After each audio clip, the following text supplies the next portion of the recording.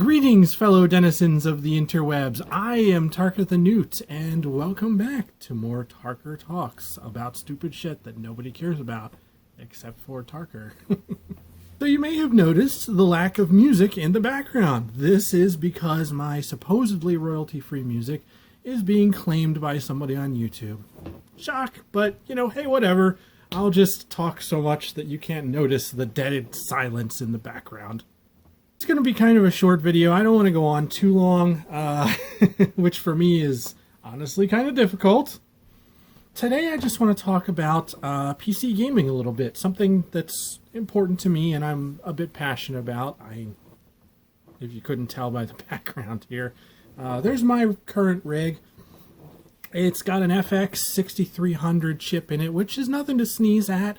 It's about a 3.2 gigahertz and 4.2 overclock, which I don't use. I don't overclock it because it's unnecessary. It can't even keep up with my current GPU, which is a GTX 750 Ti, which again is subpar, but still not terrible. I have 16 gigs of DDR3 high performance RAM. I have a 120 solid state drive, which is only used for Windows, but then I also have two Western Digital 7200 RPM high performance hard drives, it's not bad. I can run just for example, I can run Doom 2016 with all the settings maxed. I turned two settings down, I think the shadows and something else. But I get a pretty steady 60 frames per second so long as I'm running at a 1330 by 900 resolution. I can't remember. I'd have to look it up. But it does good. It does good. But it's slow on certain things like Subnautica and certainly if I play games like Ark Survival, there's a lot of visual artifacting and I want more. I just want better performance. Also, my wife has this one, a System X from 12 years ago, and for what it is, it's not bad. The thing is, though, we like to play together, and 9 times out of 10, she wants to use my computer because it's faster, and I get stuck using hers, and I can't play the games I want to play on hers, and she can't play the games she wants to on hers, and we certainly can't play together. The games we play together are like Diablo 2, Age of Empires, and Minecraft. It gets old. It gets old. And so I'm finally upgrading. I'm going to get a Skytech. It's got the Ryzen 5 chip. It's only going to have 8 gigs of DDR4, but that should be enough. I'll get another RAM chip further down the line. I'm getting the RTX 2060 board in there and a 500 gig solid state drive with a 1 terabyte solid state drive on the way for it. And honestly, that's pretty good. I like that setup. It's going to be a nice large glass case with all the cool trimmings like the RGB fans and all that stuff. It's way better than this case right here that I have to clean all the time because of the cats.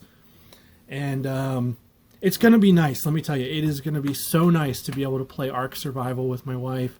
We can play just whatever game we want together, or she doesn't have to steal my computer from me. She has the fast one. It'll just be so nice. But I said in the beginning of this, I didn't want to spend a lot of time on this video, and here I am already rambling. I am so sorry.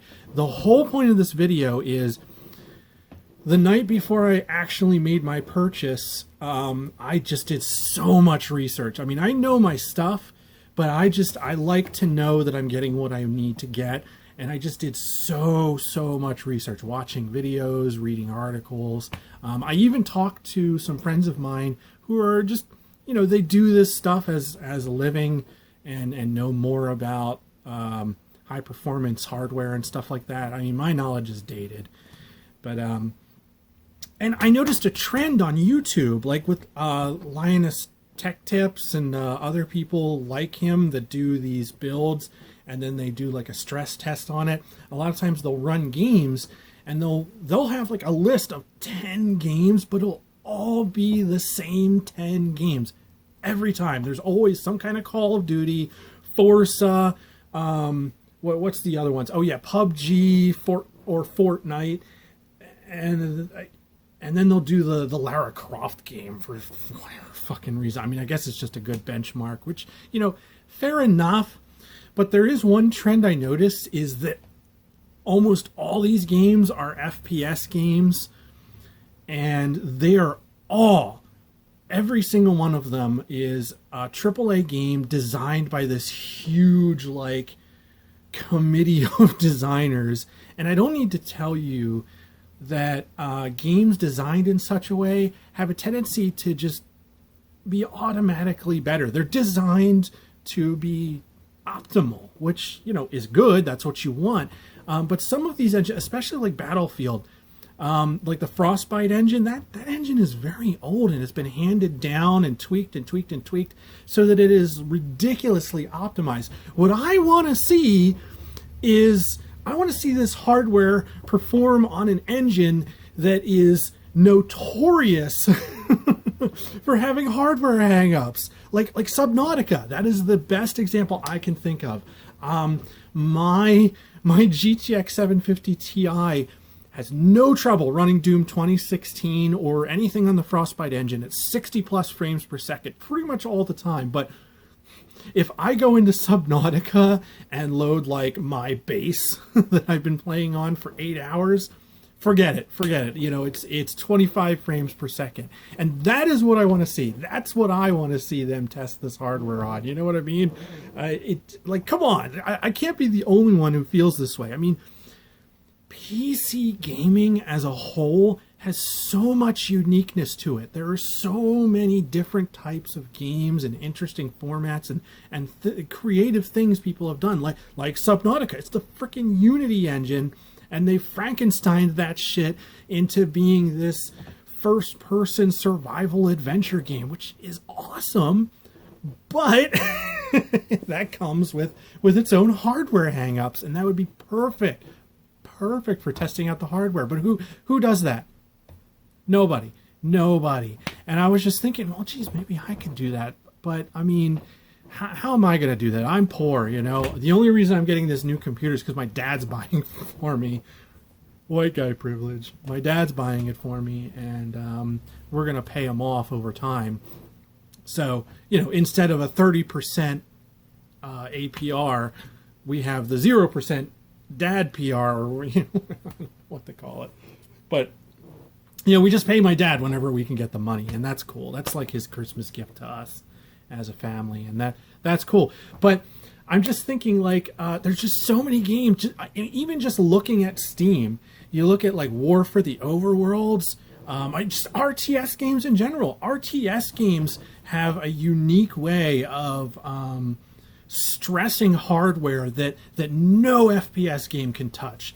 Especially when you think about user-created content like the StarCraft arcade, just all those ridiculous maps like the Nexus Wars maps where you have like literally, not even joking, millions of units on screen at the same time, all doing like things like the Yamato cannon from the battle cruiser and just, you know, all these effects. And War for the Overworld's no different, you know. It's this unassuming game that started development almost 10 years ago, and you know, it was originally going to be Dungeon Keeper 3, but they dropped the Dungeon Keeper 3 and just named it War for the Overworld. And but if you play that game multiplayer with 4 players, dungeons full of monsters, spells going off everywhere, and just shit happening all over the fucking place, I mean, that is a true test of your freaking hardware right there. You know what's not a true test of your hardware? Basic lighting modifications on the Frostbite engine. I don't want to discount it because it's very impressive what some of these devs have done with these engines. But, I mean, come on. Some of these guys are testing hardware on fucking CSGO. CSGO! It's the fucking Source engine. I mean, Half-Life 2 came out in what, 2008? and they're going to test it on that. I mean, I get that CSGO has like modern rendering options tacked onto it, but it's still the source engine. My wife's computer runs the source engine, and it's got a GT 9400 in it. Come on, guys! Like, come on, broaden your horizons. Like, I get that this is probably 90% due to just who, this is just who is handing out support for this stuff. They're the ones paying for the content, so those are the games that they're showing. But come on, you know that you could show some of the indie stuff too. I mean, you can do your Battlefields and your Forzas, but then, kick it up a notch, take it up a notch. Show friggin' Ark Survival with a giant friggin' 30-story castle and 50 tamed T-Rexes, and on a clan server with all the clan members logged in, and show me that. I want to see that from your freaking hardware review. That's what I want to see. I'm not. Again, I don't want to discount these guys. Like, they do good work, and it's way more than I could do. I don't know what I'm doing when it comes to this sort of thing, but still, it galls me to my core that there's so many options when it comes to PC gaming, but when you see hardware testing online, it's just FPS racing game, Assassin's Creed, Come on. You guys understand what I'm saying, right? Come on, tell me. Come on, help a guy out here. Come on. So yeah, that was just my thoughts on the matter today, guys. This video actually ran a lot longer than I expected it to, and I apologize for my rambling. My brain kind of does what it's going to do when I'm talking, and I really am a bad person to bring to any kind of social event. But yeah, hey, comment down below, please comment down below. Nobody ever comments.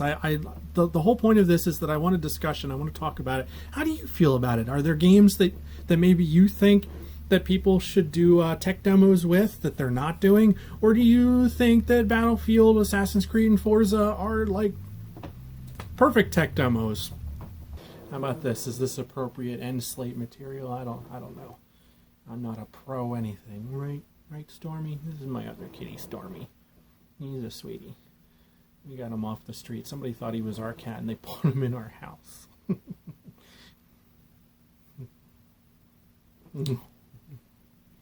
know YouTube bummers.